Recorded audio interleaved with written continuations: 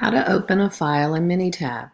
First of all, there are two types of files. They're MPX, which is a minitab project file, and there's a MWX file, which is a minitab worksheet file.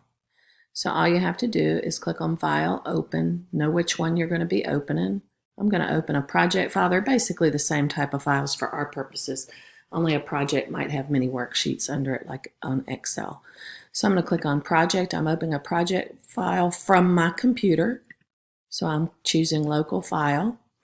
And then when I hit Open, I just basically look for my project file. So I'm going to open Reaction Time MPX. I just either click and open or just double click like you would any other file.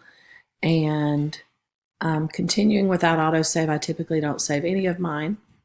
And then there is my minitab file. You can see up here it says reaction time, and there's nothing in it because I really didn't have anything in the file. I was just doing this so you guys could see reaction times in, maybe I think it said reaction times in seconds, and there would be some data listed here maybe for 10 people's reaction time. So I hope that helps everybody understand better how to open a minitab file. So File, Open.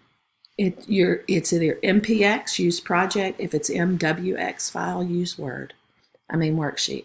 So let me know if you have questions.